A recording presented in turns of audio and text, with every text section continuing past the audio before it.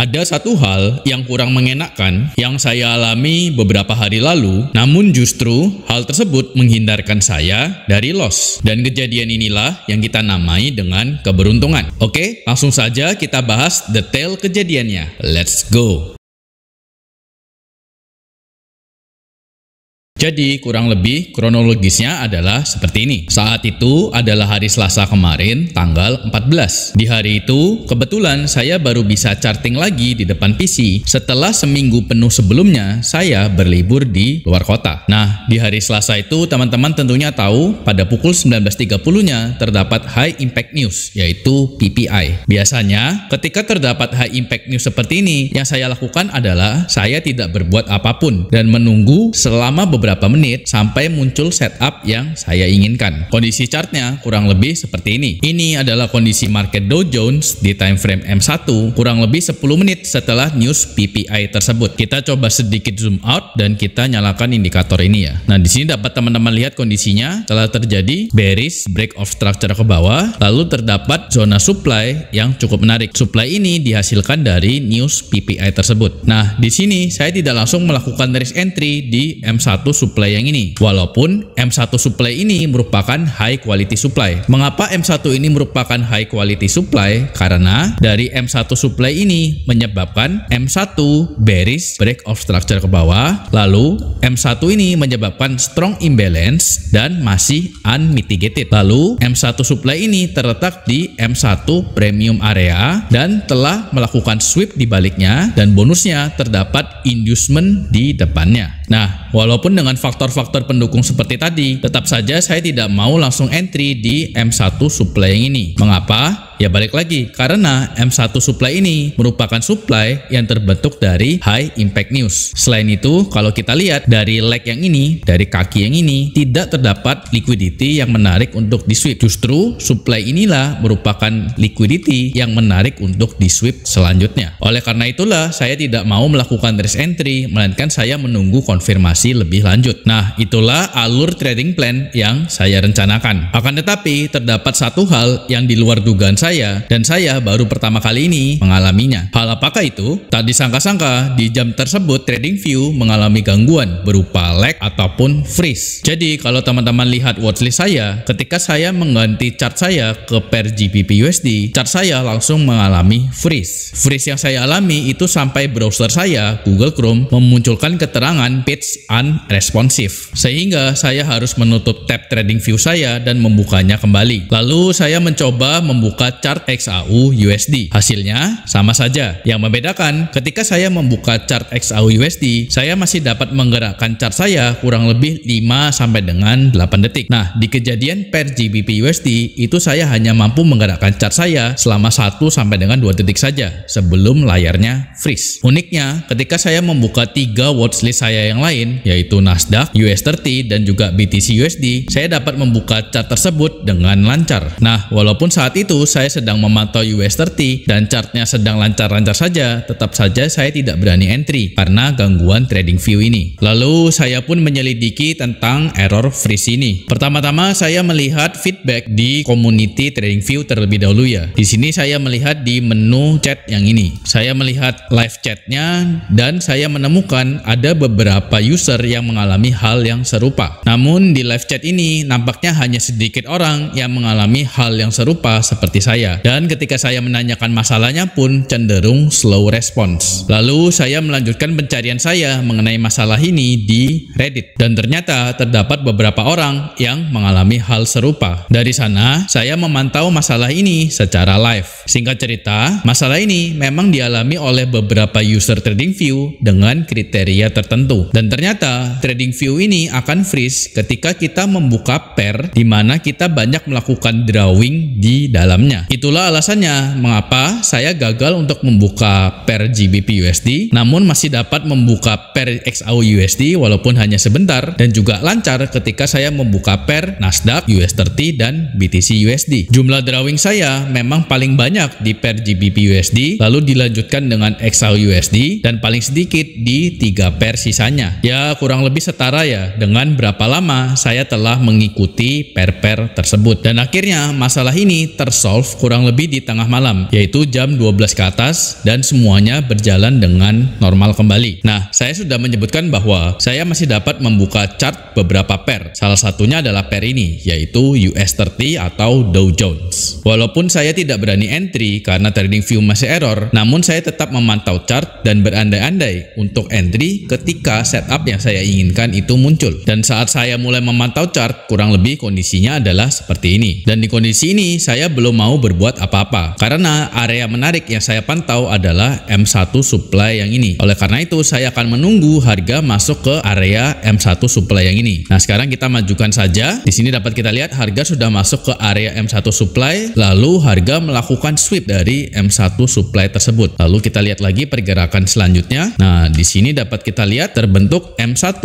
bearish change of character di sini. Di sini dapat kita lihat bahwa setelah terjadi M1 bearish change of character, terbentuklah M1 supply yang high quality, yaitu menyebabkan imbalance dan masih unmitigated. Nah, di sini sudah memenuhi persyaratan saya untuk entry, yaitu terjadi M1 bearish change of character, lalu terdapat M1 high quality supply, sudah melakukan sweep dan terletak di premium area. Oleh karena itu, di sini saya berandai-andai saya akan entry. Saya akan meletakkan sell limit saya di sini dan SL saya terletak di atas swing high sebelumnya ini, kurang lebih di sini, dan saya akan mentarget area equilibrium ini ditambahkan spread kurang lebih di sini, dan dapat kita lihat rasionya kurang lebih 4R. Sekarang kita majukan saja dan dapat kita lihat harga masuk ke area demand yang di marking, lalu harga masuk ke area kita dan membentuk M1 demand lagi.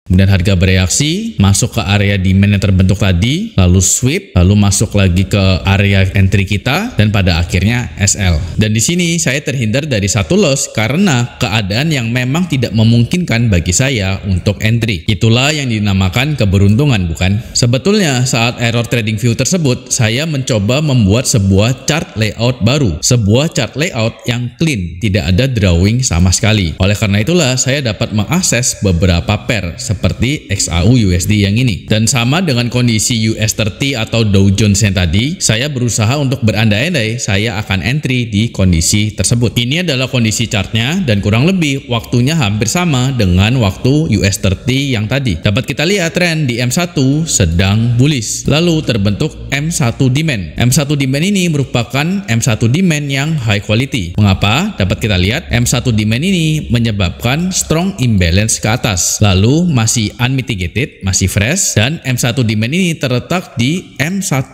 discount area. Lalu M1 demand ini juga yang menyebabkan M1 bullish break of structure ke atas. Selain itu bonusnya M1 demand ini juga telah melakukan sweep liquidity di sini. Oleh karena itulah ini sudah memenuhi persyaratan bagi saya untuk entry. Saya akan melakukan risk entry karena saya tidak perlu menunggu confirmation lagi lebih lanjut, termasuk aggressive entry ya. Saya akan meletakkan buy limit saya di sini. Saya tidak akan mengikuti area yang di marking ini secara plek ketiplek ya. Saya akan refine sampai dengan candle terakhir yang ini. Nah, SL akan saya taruh di balik swing low yang ini. Dapat kita lihat ini mendekati round numbers 2346. Biasanya saya akan memberikan jeda kurang lebih belakangnya adalah 0,8. Nah, kurang lebih di sini. Dan untuk TP saya akan target swing high yang terbaru. Dan inilah buy limit saya. Oke, sekarang kita majukan saja. Harga masuk ke area buy limit kita, lalu harga bereaksi, mondar-mandir, dan pada akhirnya SL. Kita lihat kelanjutannya. Harga ternyata running ke atas, jadi demand kita ini ternyata merupakan inducement yang tersweep. Harga melakukan sweep area ini, lalu menjemput area demand yang ini. Lalu harga bergerak ke atas menuju ke area target kita. Jadi ini adalah loss kedua yang seharusnya saya alami, namun tidak jadi karena kondisi yang tidak memungkinkan bagi saya untuk entry. Dengan demikian, faktor keberuntunganlah yang menghindarkan saya dari dua loss ini. Terdapat satu buah case lagi, yaitu di Nasdaq. Kalau dilihat, memang terdapat sebuah setup yang kita tertinggal. Dapat dilihat M1 demand yang ini, harga menjemput area M1 demand ini, lalu harga memantul dan bergerak menuju TP. Akan tetapi saya tidak akan membahas M1 demand yang ini ya, melainkan M1 demand yang satu ini. Ini akan menjadi area of interest kita. Kita akan menunggu harga masuk ke area M1 demand yang satu ini. Kita majukan.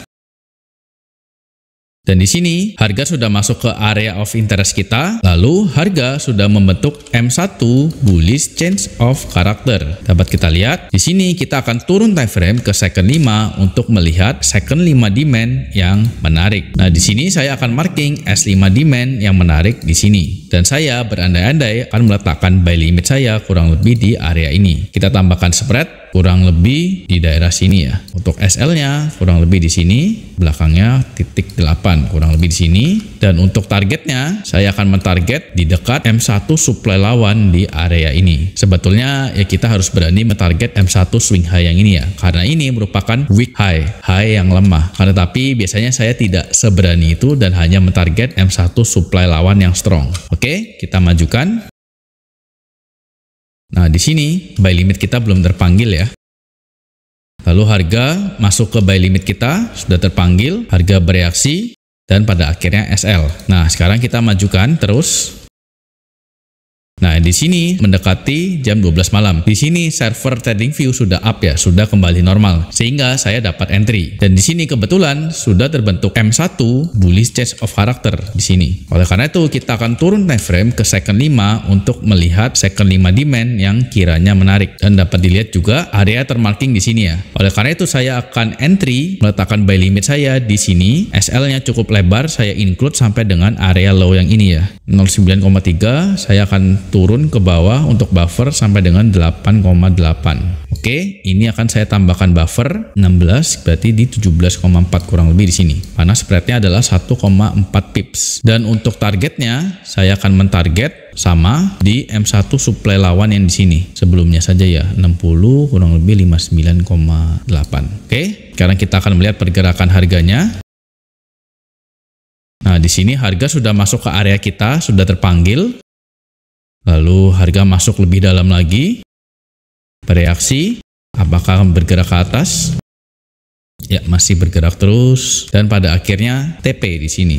Dan kita mendapatkan kurang lebih hampir 5R. Dan benar yang saya katakan, idealnya kita berani mentarget M1 swing high yang terakhir di sini. Karena swing high yang ini merupakan weak high yang lemah. Tapi ya saya masih kurang berani untuk mentarget sejauh itu ya. Kalau dilihat memang potensinya hampir 7R lebih. Akan tetapi saya cukup puas untuk mentarget M1 supply lawan. Dan ini merupakan trade yang saya dapatkan. Jadi dari 3 case yang sudah kita bahas ini, saya merasa diri saya itu beruntung. Karena saya terhindar dari 3 loss yang seharusnya saya alami. Dan saya tidak terlalu memperhitungkan setup di mana saya tertinggal. Karena tertinggal trade itu sudah menjadi makanan sehari-hari bagi kita para trader SMC. Dan pada akhirnya saya juga berhasil mendapatkan sebuah trade yang satu ini, di mana saya berhasil mendapatkan 5R. Itu sudah menjadi cukup baik bagi saya. Jadi, hal apa yang dapat kita petik dari 3 case yang sudah kita bahas tadi? Yang pertama, teman-teman tidak perlu merasa khawatir ketika teman-teman tidak dapat melakukan trade karena satu atau lain hal. Seperti ada aktivitas lain yang lebih urgent, mungkin masalah keluarga, ataupun juga urusan kesehatan. Atau juga ketika teman-teman sedang berlibur, ya enjoy saja. Atau juga mungkin teman-teman memang ingin beristirahat dan mungkin memang ingin rehat dulu dalam jangka waktu tertentu. Dan faktor-faktor lainnya. Mengapa demikian? Karena akan selalu ada peluang baru yang terus bermunculan di dalam market. Selain itu, ada satu hal yang perlu kita ingat, yaitu ketika kita melakukan lebih banyak trade, itu bukan berarti kita pasti akan mendapatkan profit yang lebih besar. Dan yang terakhir, berusahalah untuk bersahabat dengan keberuntungan. Dan topik mengenai keberuntungan ini sudah pernah kita bahas di materi yang lalu, yaitu dengan judul The Mechanism of Luck. Silakan teman-teman lihat kembali. Oke teman-teman, itu saja untuk video kali ini. Kita bertemu lagi di video berikutnya. Bye-bye. Terima kasih yang sebesar-besarnya kepada seluruh nasabah Forex CMF karena telah mempercayakan kami sebagai mitra pilihan sehingga mendapatkan penghargaan tertinggi 2 kali berturut-turut sebagai Best Broker dengan rating A+++ versi Bapepti.